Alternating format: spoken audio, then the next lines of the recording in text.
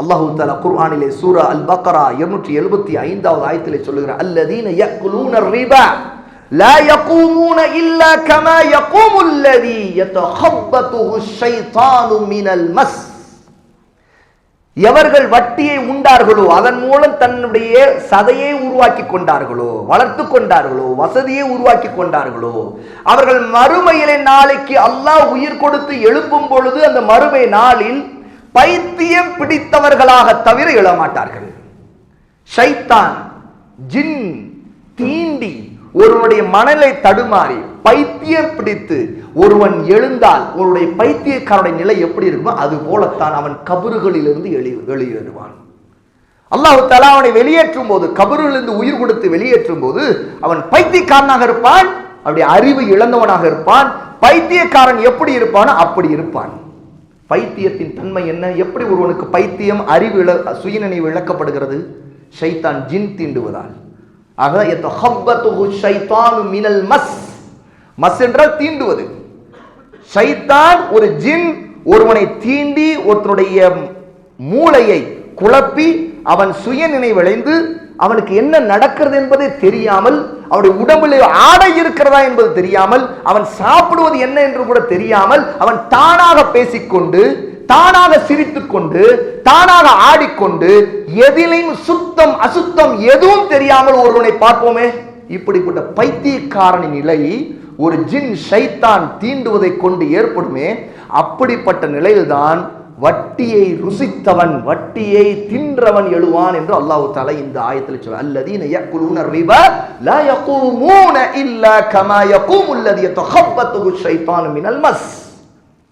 அப்துல்லாஹ் இப்னு Abbas ரலியல்லாஹு அன்ஹு சொல்லுகிறார்கள், அவர்கள் எழும்போது பைத்தியத்தினோடு எழும்போது மட்டுமல்ல, வலிப்பு நோயால் அவர்கள் கைகால்கள் சுயநிலை விழுந்து உதறிக்கொண்டு அந்த நிலையில் அவர்கள் எழுவார்கள். இதுதான் மஸ்ஸுடைய நிலை, ஜின் தீண்டுவதால் ஏற்படுகிற நிலை. அல்லாஹ் தஆலா எவ்வளவு பெரிய அச்சுறுத்தலை கொடுக்கிறான் நீங்க. இது எழுப்பப்படுவது நேரத்தில் மட்டுமல்ல. ரசூலுல்லாஹி ஸல்லல்லாஹு அலைஹி ஸஹீஹுல் புகாரில ஒரு செய்தி பதிவாயிருக்கிற ஆதாரபூர்வமான ஹதீஸ். கபருடைய வாழ்க்கையில், பர்ஸக்குடைய வாழ்க்கையில் இறந்து விட்டவர்கள் இருக்கும்போது அதிலே வட்டி தின்கிறவருடைய நிலை, கபரிலே அவர்களுக்கு இருக்கிற வேதனை எப்படிப்பட்டது தெரியுமா? பர்ஸக்குடைய வாழ்க்கையிலே மறுமையில் அவர்கள் உயிர் கொடுத்து எழுப்பப்படுகிற வரைக்கும் அந்த நிலைதான். அவர்களுடைய நிலை இரத்த ஆறிலே இருப்பார்கள். ஆற்றின் ஒரு கரையிலே ஒருவர் நின்று கொண்டிருப்பார். இந்த வட்டி தின்ற மனிதன், வட்டியிலேயே தன்னை வளர்த்து கொண்டவன், அவன் அந்த இரத்த ஆற்றிலே நீந்தி கொண்டிருப்பான். நீந்தி கொண்டிருக்கிறவன் அந்த கரைக்கு வருவான். நீந்தி கொண்டு இவன் கரைக்கு வரும்போது நின்று கொண்டிருக்கிறவர், கரையில் இங்க ஓரத்தில் நின்று கொண்டிருக்கிறவர் கற்களை வைத்திருப்பார். அவர் இந்த கரைக்கு வரக்கூடிய இரத்த ஆறில் நீந்தி கொண்டு வரக்கூடிய வாயிலே அந்த கல்லை எறிவார்.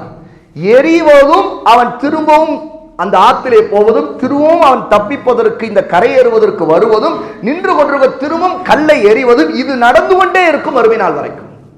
ஸஹீஹுல் புகாரியிலே இடம்பெறக்கூடிய ஆதாரபூர்வமான ஹதீஸ்.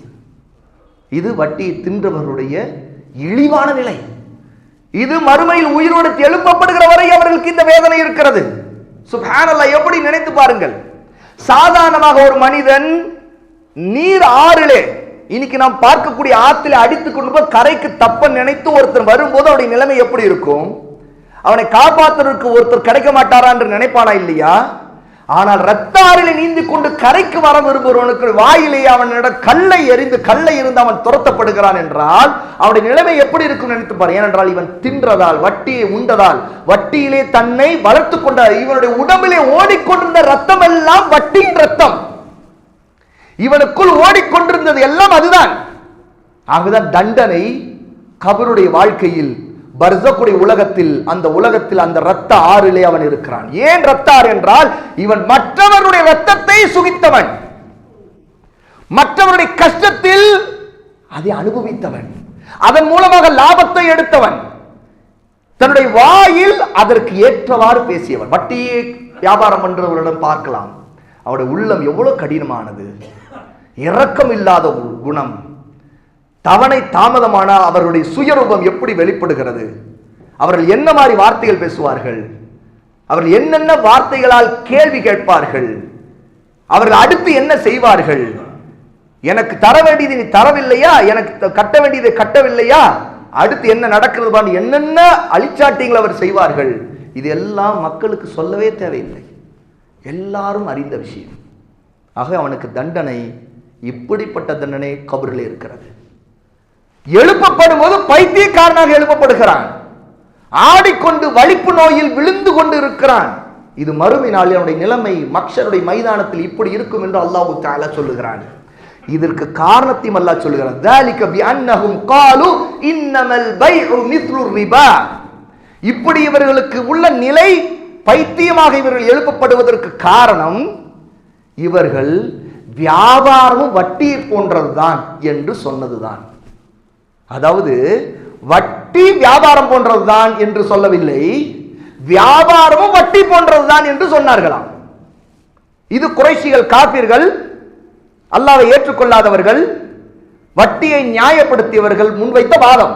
அல்லாஹ் அந்த வாதத்தை சொல்லி காட்டுறார். காலு இன்னமல் பைஉ மித்லு ரிபா, வியாபாரமே வட்டியை போன்றதுதான். எதுக்கு அல்லாஹ் வியாபாரத்தை ஹலாலாக்குறான், எதுக்கு வட்டியை தடுக்கிறான்? அதை நாங்கள் ஏற்றுக்கொள்ள மாட்டோம். ரெண்டுமே எங்களை பொறுத்தவரை ஒன்றுதான். இந்த வட்டி இருக்கிறதே, வட்டி ஒரு வியாபாரம் அவர்கள் சொல்லவில்லை, வியாபாரமே ஒரு வட்டி தான் என்று சொன்னார்கள். அது எப்படி வியாபாரத்தை வட்டி என்று இவர்கள் சொல்லுகிறார்கள்? ஏனென்றால் இவருடைய லாஜிக், இவருடைய தர்க்கம் என்ன தெரியுமா? லாபத்தை கூட எடுப்பது. இதுதானே, ஒருவேளை 10,000 ரூபாய்க்கு மதிப்புள்ள ஒரு பொருள் இருக்குது, அதை அவன் விற்கிறான், விற்கும் பொழுது அதற்கு லாபம் வைக்கிறான். அப்ப அந்த லாபத்தை அவன் 2,000 வைக்கிறான் என்று வைத்துக் கொள்ளுங்கள். 12,000 ரூபாய்க்கு விற்பனை செய்து விட்டான். ஆக விற்கப்பட்ட பொருளுடைய விலை 10,000 ரூபாய், ஆனா அவர் வைத்த விலை அது 12,000 ரூபாய். ஆக இவருக்கு 2,000 ரூபாய் லாபம் இருக்கிறது. அடுத்து அதே 10,000 ரூபாய் பணமாக இருக்கிறது. அந்த பணத்தை இன்னொருடன் கொடுக்கிறான், நீ எனக்கு திரும்ப கொடுக்க 12,000 ரூபாயாக கொடுக்க வேண்டும் என்று சொல்லுகிறான். ஆக காபிர்களுடைய வாதம் என்ன? இங்கே 2,000 ரூபாய் லாபம் இருக்கிறது, அங்கேயும் 2,000 ரூபாய் லாபம் போல இங்கேயும் 2,000 ரூபாய் லாபம் இருக்கு. அப்படி இருக்கும்போது அந்த வியாபாரம் இருக்குது, வியாபாரம் வட்டியை போலதான். அப்ப அல்லாஹ் ஹலாலாக்கிய ஒன்றை அவர் வட்டியோடு ஒப்பிடுகிறான். வட்டியை ஹலாலோடு ஒப்பிடுவதை விட அல்லாஹ் ஹலாலாக்கியதை வட்டியோடு ஒப்பிடுவது இன்னும் மோசமான வாதம். அது அவன் இந்த வாதத்தை செய்யக்கூடிய ஒரு பைத்தியக்காரனாக நாளைக்கு மறுமையில் எழுப்பப்படுவான். ஏனென்றால் இவன் லாபத்தில் கூடுதலாக வருவது மட்டும்தான் இவனிடம் கணக்கு. ஆனால் வியாபாரம் என்று வரும்போது 10,000 ரூபாய் மதிப்புள்ள பொருள், அதற்கான உழைப்பு அதில் இருக்கிறது, அதில் நஷ்டமும் வரலாம். அங்கே கொடுக்கல் வாங்கலில் உழைப்புக்கான ஊதியம் அங்கே 2,000 ரூபாய் லாபமாக ஒருவன் எடுக்கிறான். ஆனால் இதுல எந்த விதத்திலும் பங்கு இல்லாமல், அது பொறுப்பை எடுத்துக்கொள்ளாமல் ஒரு மனிதன், நான் பணத்தை 10,000 ரூபாய் கொடுத்தேன், எனக்கு கொடுக்கும்போது 12,000 கொடுக்கும், நீ என்ன ஆவன்னு எனக்கு தெரியாது, அந்த 10,000 அவன் வேற முதலீடு போட்டு அங்க நஷ்டமானால் இவனுக்கு அது பிரச்சனையே இல்லை. இந்த மனிதனுக்கு எனக்கு தவிர 2,000 வரணும், நீ வித்தா உனக்கு 2,000 வரும் இல்லையா, அதே மாதிரி எனக்கு உன்கிட்ட கொடுத்ததுக்கு 2,000 வேணும். அப்போ இந்த மனிதன் வட்டியை நியாயப்படுத்துவதற்கு ஹலாலாக அல்லாஹ் ஆக்கி இருக்கக்கூடிய வியாபாரத்தை, அந்த வியாபாரமும் வட்டியை போலத்தான், அங்கே லாபம் தானே இருக்குது, அது போலதான் இங்க அவன் ரெண்டையும் ஒன்னாதான் பார்க்கணும் அப்படின்னு சொல்லிட்டு வாதம் பண்ணவன் இவன். இவனுடைய வாதத்தை அல்லாஹ் தஆலா குர்ஆனில் சொல்லி, இவன் ஏன் இந்த வாதத்தை செய்கிறான் தெரியுமா? அல்லாஹ் வியாபாரத்தை ஹலால் ஆக்குறானா வட்டியை ஹலால் ஆக்கணும். அப்படி ஹலால் ஆக்கலைனா நாங்க அதை ஏற்க மாட்டோம், எங்க வாதப்படி நாங்க அது கட்டுப்பட மாட்டோம் என்று அவன் சொல்லுகிறான். இந்த சொல்லுக்குத்தான் அல்லாஹ் தஆலா அடுத்து பதில் சொல்லுகிறான், வஹல்லல்லாஹுல் பைஅ வஹர்ரம ரிபா. அல்லாஹ் வியாபாரத்தை ஹலாலாக ஆக்கி விட்டான், ரிபாவை வட்டியை ஹராமாக்கி விட்டான். ஃபமன் ஜாஅஹு மௌஇதத்தும் மின் ரப்பிஹி, இந்த அறிவுரை தன் ரப்பிடமிருந்து வந்து விட்டது என்பதை அறிந்து விட்டு, அது தெரிந்து விட்டு, அதை அடைந்து விட்ட பிறகு ஒரு மனிதன் ஃபன்தஹா, அதை விட்டு விட்டான் என்றால், அந்த வட்டியை விட்டு விட்டான், ஃபலஹு மா ஸலஃப், அவனுக்கு முதலில் அவனுடைய முதலீடு அவனுக்குரியது. அவன் வட்டியை விட்டு விட்டான் என்றால் அவனுடைய சொந்த பணம் அவனுடையது, அந்த லாபம் அவனுக்கு ஹராமாகி விடுகிறது. வ அம்ருஹு இலல்லாஹ், இதுவரைக்கும் அவன் செய்தது தெரியாமல் செய்து விட்டான், அல்லாஹ்வோட தௌபா செய்ய வேண்டும், மன்னிப்பு கேட்க வேண்டும். ஆகவே தன்னுடைய சொந்த பணத்தை மட்டும், தன்னுடைய முதலீடை மட்டும்தான் அவன் எடுத்துக்கொள்ள வேண்டும். கூடுதலாக அந்த பணத்திற்கு அவன் ஒரு காலம் லாபத்தை எடுக்கக்கூடாது. அந்த லாபம் எடுப்பது அது ஹராமானது. ஆக இவன் அல்லாஹ்விடம் திருந்தி விட்டான் என்றால், மன்னிப்பு கேட்டு விட்டான் என்றால், அல்லாஹ் மன்னிக்க கூடியவனாக இருக்கிறான். வஅம்ருஹு இலல்லாஹ், அவனுடைய விவகாரம் அல்லாஹ்விடம் இருக்கின்றது. வமன் ஆத ஃபஉலைக அஸ்ஹாபுன் நார். ஆனா ஒரு மனிதன் திரும்ப திரும்ப அதை செய்வேன் என்று செய்தால், இல்ல நான் இதை ஏற்க மாட்டேன், இதற்கு கீழ்ப்படிய மாட்டேன், கட்டுப்பட மாட்டேன், நான் இப்படித்தான் செய்வேன், இப்படித்தான் நான் இஎம்ஐல வாங்குவேன், அங்க நான் வட்டி கட்டுவேன், அதெல்லாம் பெரிய விஷயம் இல்லை, என் பைக்குக்கு, காருக்கு, லோனுக்கு, வீட்டுக்கு எல்லாத்துக்கும் நான் இப்படிலாம் செய்வேன், இதில் நான் வியாபாரம் பண்ணல. நிறைய பேருடைய வாதம் என்ன சகோதரர்களே? அல்லாஹ் அவர்களை மன்னிக்க வேண்டும், அவர்களுக்கு தெளிவை தர வேண்டும். இதனுடைய அருமை, இதனுடைய அபாயத்தை அவர்கள் தெரியவில்லை. பாருங்கள், நான் ஒன்றும் வியாபாரம் இல்லையே, ஒருத்தன் கொடுக்கிறேன், அவன்கிட்ட நான் பொருளை வாங்குறேன், அதுதான் வியாபாரம். அது ஒரு வியாபாரம். ரெண்டு விதமான வார்த்தை இருக்கிறது அரபியிலே. திஜாரத் ஒன்று, பை என்று இன்னொன்று. திஜாரத் என்றால் ஒருவன் தொடர்ச்சியாக கொடுக்கல் வாங்கல் மூலமாக வியாபாரம் செய்து கொண்டே இருப்பது. ஒருத்தர் கடை வைக்கிறார் அல்லது அவர் வேற ஏதோ தொழில் செய்கிறார், இது திஜாரா. இவர் வியாபாரி, இவர் தான் தாஜிர். திஜாரத் செய்யக்கூடியவர் தாஜிர். இன்னொரு வார்த்தை இருக்குது பைஉன். பைஉன் என்ற கொடுக்கல் வாங்கல். அது ஒரே டைம் இல்லை, ஒன் டைம் அது அந்த கொடுக்கல் வாங்கல் முடியும்.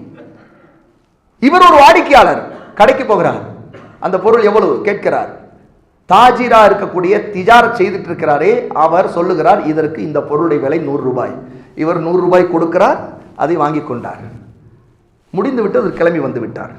இதுதான் பைஉன்.